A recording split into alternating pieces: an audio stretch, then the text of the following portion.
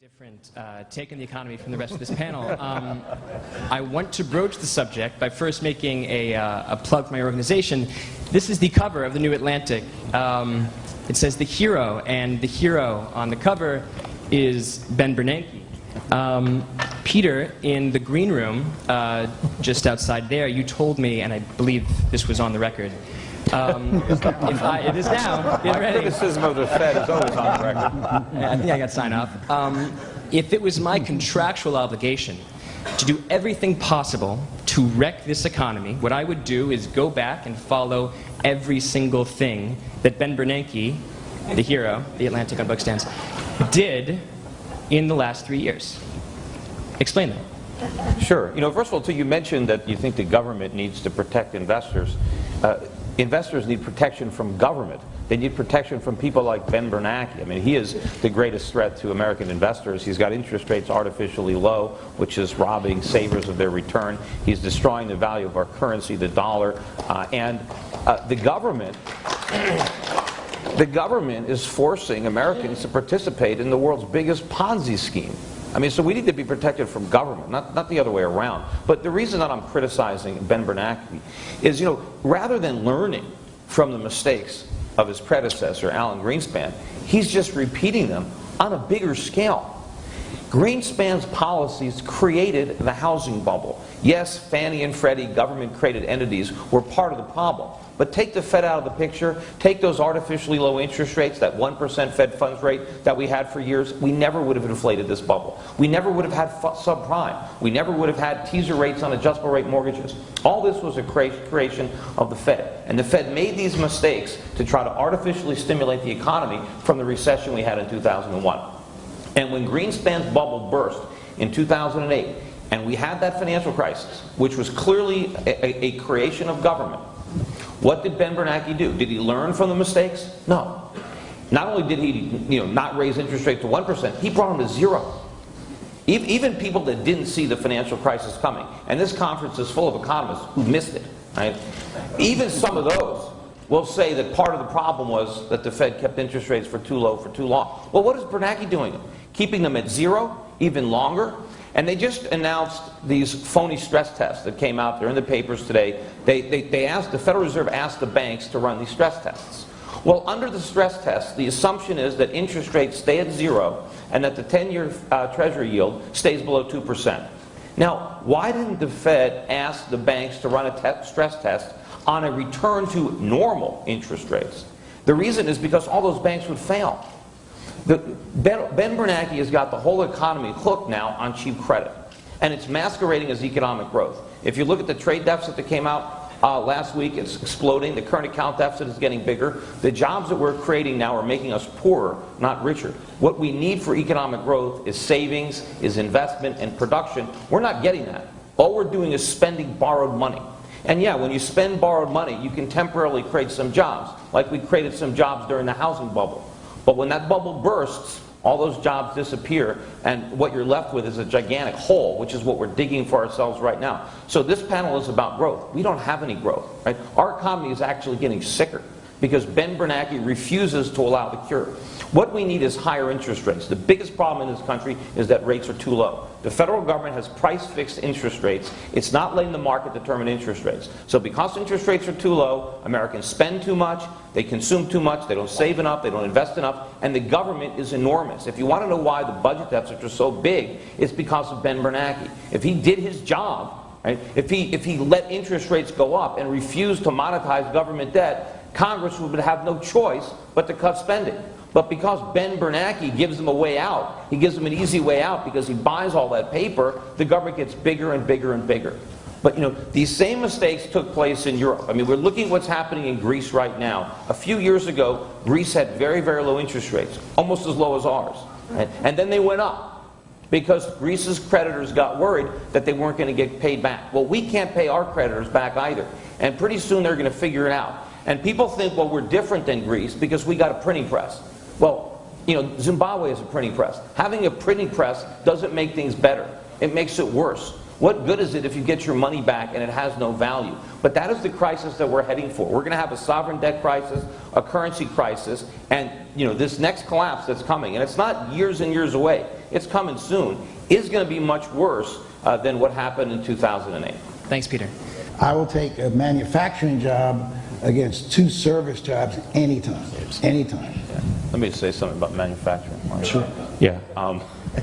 First of all, if we're ever going to actually have a real recovery, not a stimulus-induced temporary high, it's going to have to be led by manufacturing. The problem is that manufacturing has declined so much because of government policy. We now have more people who work for government than who work in manufacturing.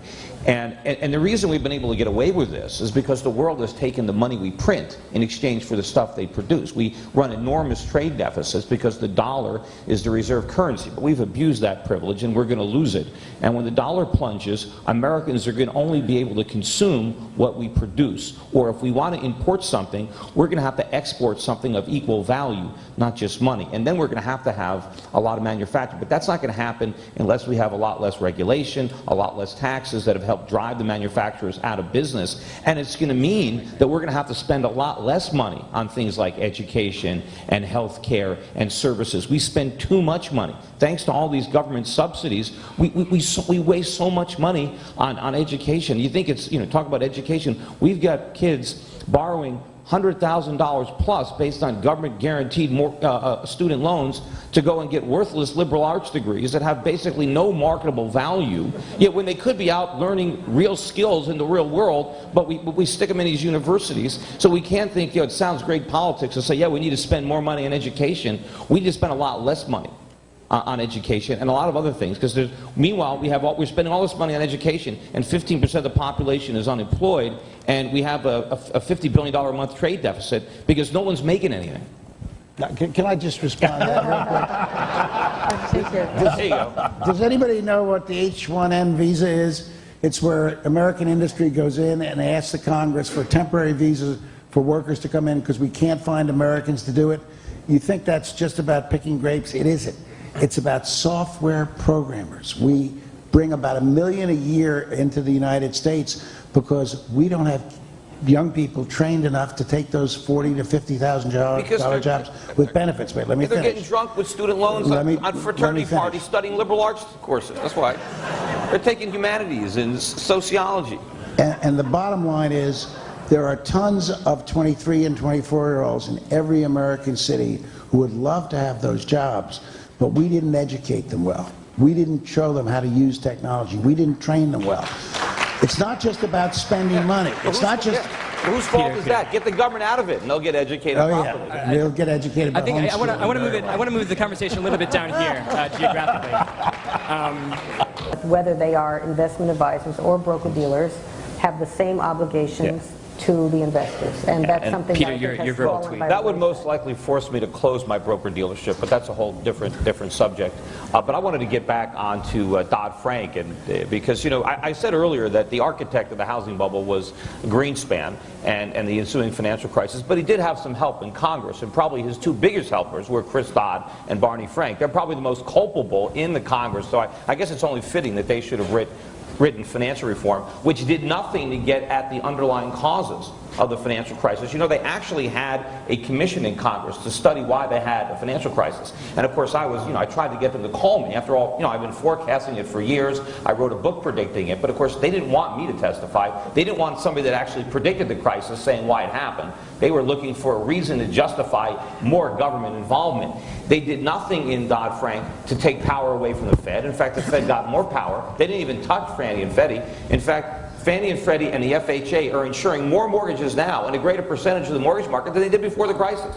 So nothing has been prevented. And of course, the bigger problem too is the moral hazard that is implicit in having the FDIC insuring all these banks. If the FDIC didn't insure these banks, they wouldn't have done all this risky stuff because their depositors wouldn't have let them. But since the government created all the moral hazard by telling depositors, hey, put your money in any bank you want because it doesn't matter what they do, because the government's going to bail them out if they fail, that is the problem. And we made it worse. And the financial crisis that's coming is worse because of Dodd-Frank.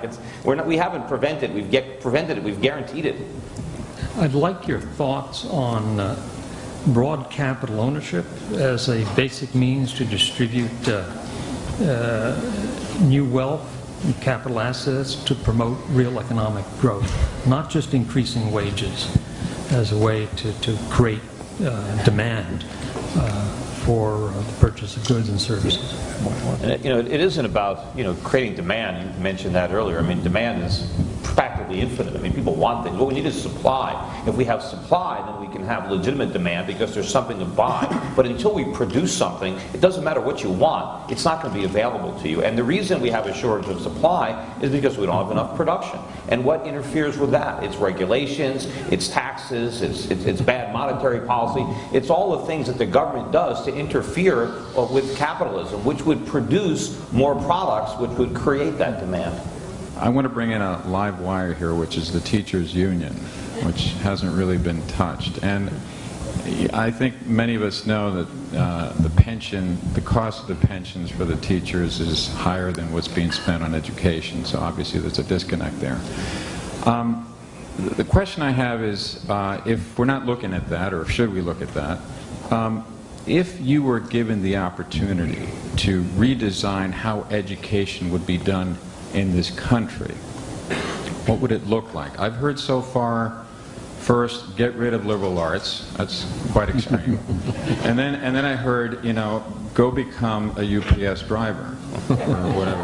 And I don't really get a comfortable feeling with that solution. So most of them have liberal arts degrees anyway, though. So. Well, I'm just saying. I mean, we've got some smart people in this room. What would you do? How would you redesign our educational system? And I just threw in the variable of the teachers' union, if you choose to touch that or Thank not. you. Yeah, that's a big apple. So you want to take a little...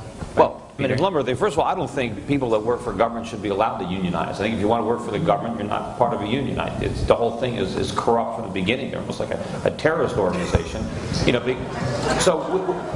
And the biggest losers, of course, are the children who get a lousy education and their parents who often get stuck with the bill. But some of the best things we can do, if we just got rid of government-subsidized student loans or any government-direct loans for higher education, universities would have no choice but to slash their tuitions, and then college would be affordable again. Yes, not everybody would go, but the people who did go would get a decent education, and it wouldn't cost them more. They wouldn't graduate with a mortgage, but no house.